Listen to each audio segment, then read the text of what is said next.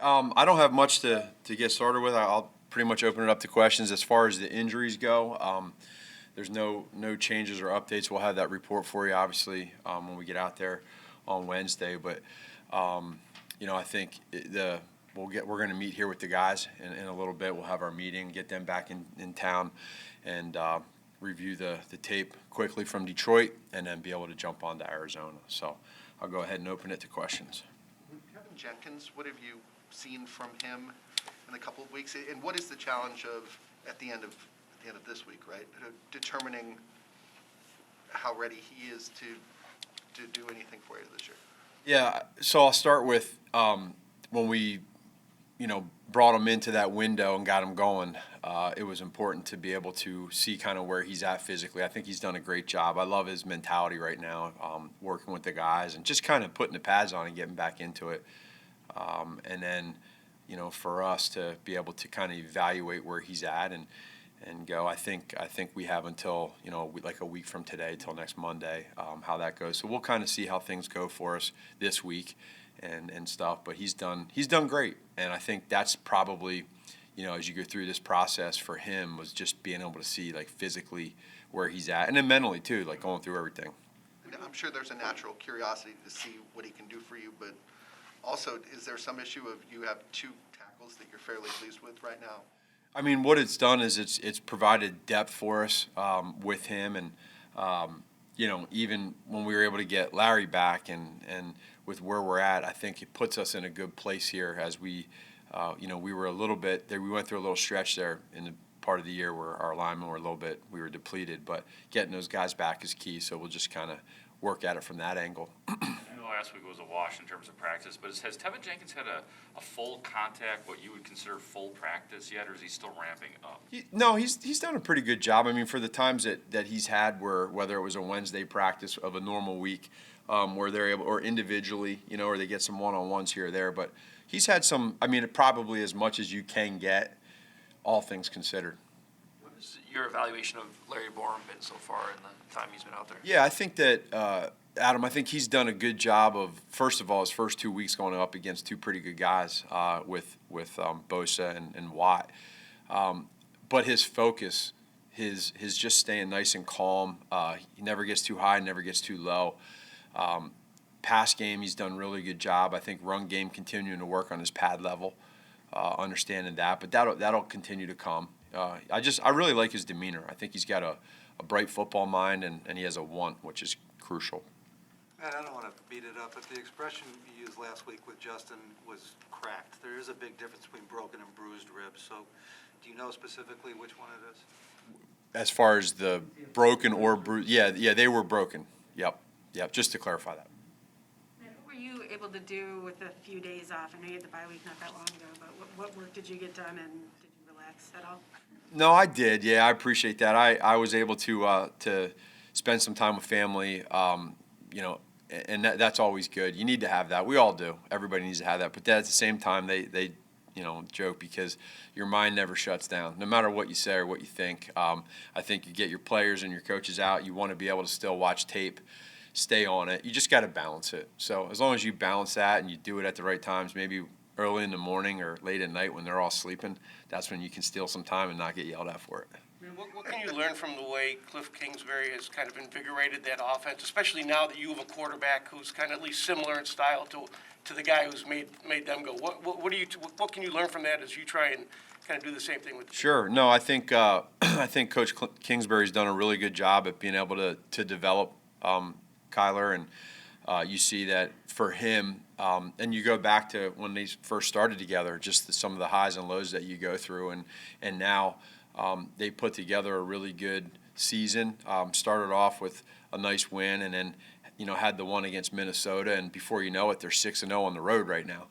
They had the tough loss there at the end to the Packers, but I think for them, just seeing the growth that they've had together and just kind of working. I don't know the specifics. I'd have to get into the whys with them, but I think from the outsider's perspective, he's done a great job.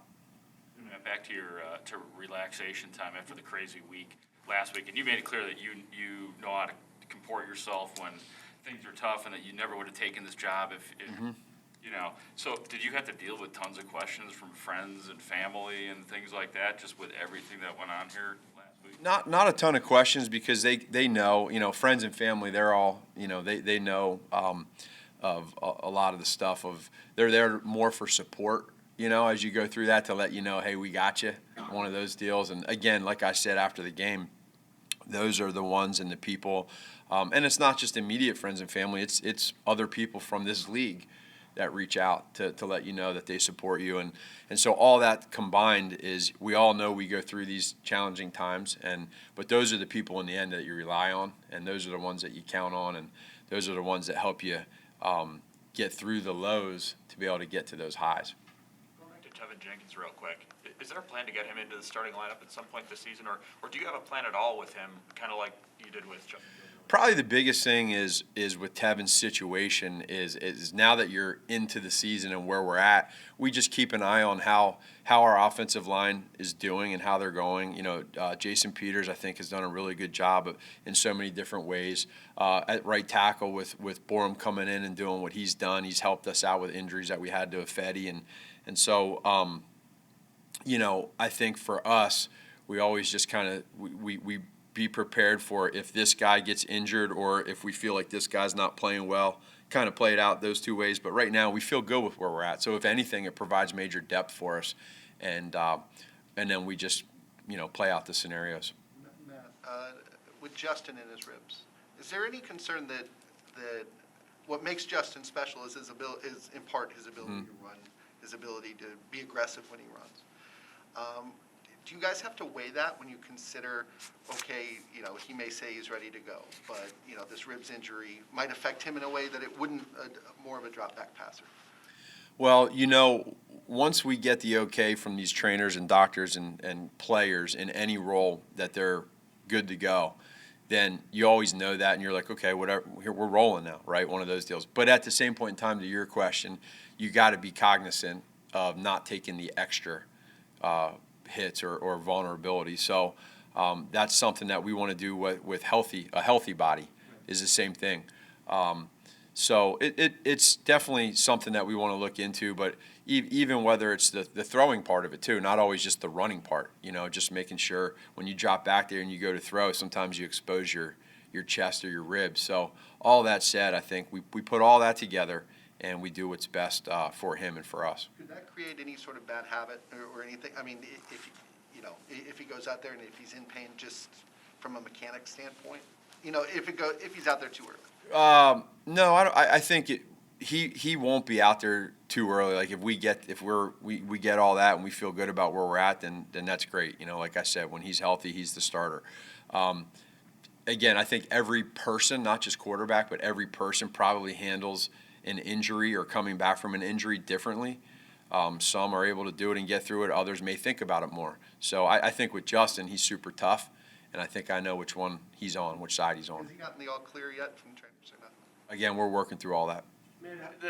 Getting healthy, staying healthy is always critical, but especially this time of year, and especially with an extra game, you got 6 games left.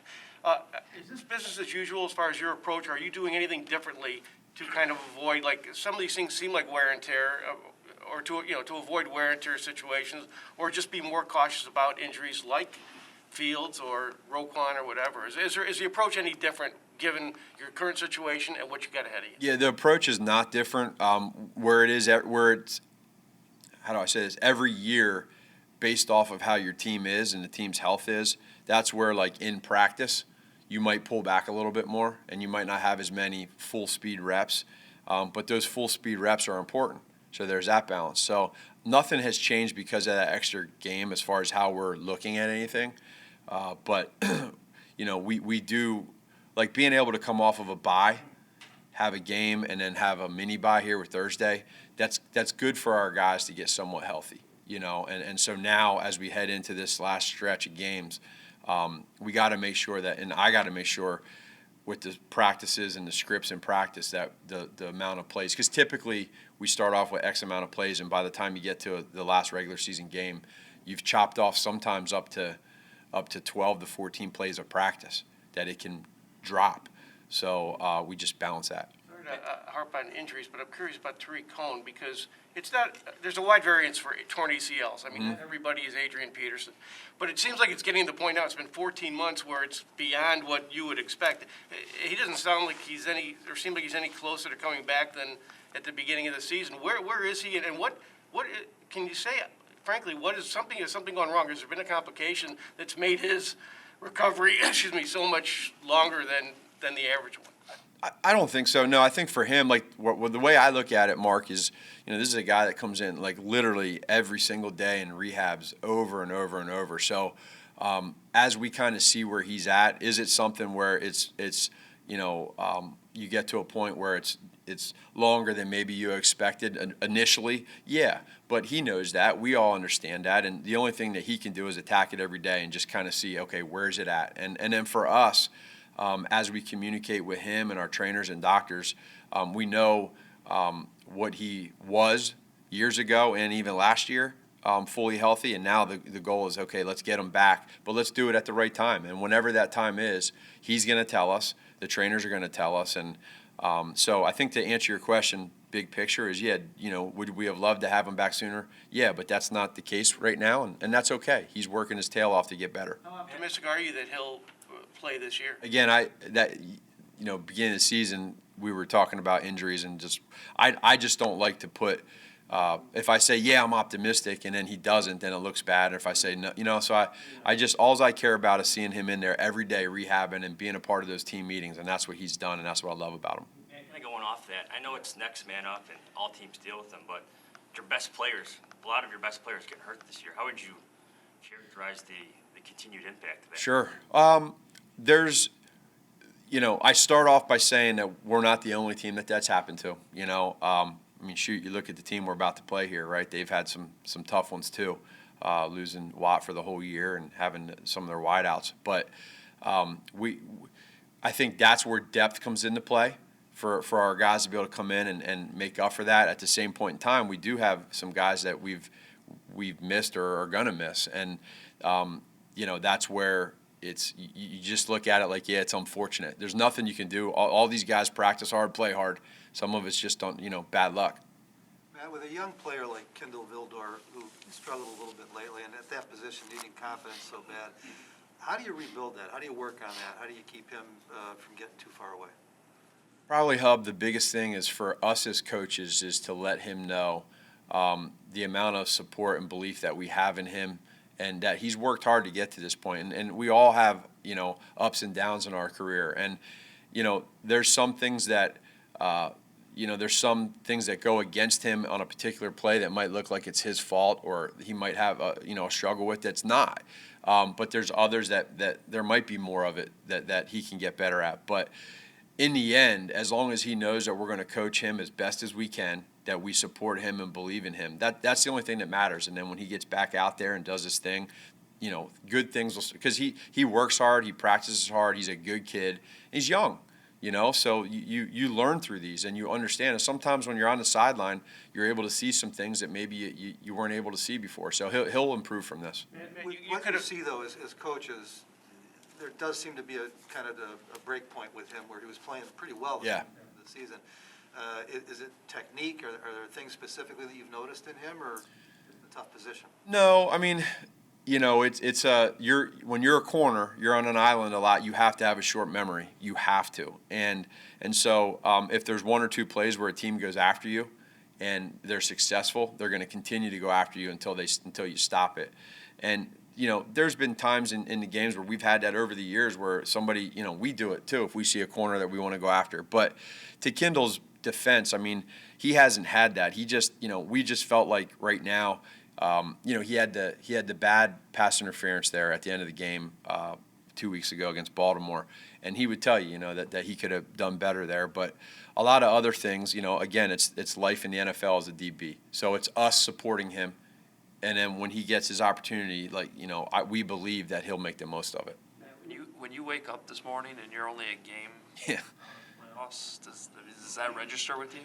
It does. When you look at really the NFL in general, the parity of this league, it's so crazy when you look at these games and how they go. Again, I was able to do it yesterday and just kind of, you get to see what games are like on a Sunday and the way that how the games start out and how they finish. And then you look at the records and you see that, I don't know the number, but it seems like half the teams in the league have, 5, 6, or 7 losses. And so I think that shows the parity in this league. At the same point in time, the biggest thing for us was to make sure that we snapped that losing streak. And when you snap that losing streak now, you come back in, you reset, and now you got to start back to 1-0. Now you get to start with one of the best teams in the NFL coming off a bye week. That's a heck of a challenge. But when you break that losing streak, the mentality, it just helps you. That's just natural. You feel better about it. So no matter how it comes, and so to see that you're one game out with all those teams that are in that mix for that last spot, I don't care who you are. If you're a competitor, you care about that. You show that to your players or talk about it at all? I have not. I think for us, none of that really matters. And again, this isn't coach talk, but literally we need to let's win this game and then let's get on a 2-game winning streak. You know what I mean? Let's have a little streak here. And if you go out and you play a great game and you beat a great team like the Cardinals, what that can do for your confidence, and your belief, and then all that other stuff handles itself because there are a lot of teams in that mix, and there's a lot of things that we can't control. What we can control is winning on Sunday. Does it make you look at the end of the Ravens game and the end of the Steelers game and be like, Yeah. and wonder how things would be different if those. Yeah, that's again for every team in the league. All these teams are. You look at it and you say, man, if well, the ifs don't matter. We didn't win those. We lost them, and so no matter how we lose them, no matter how we win, our record right now is 4-7, and the goal is to be 5-7.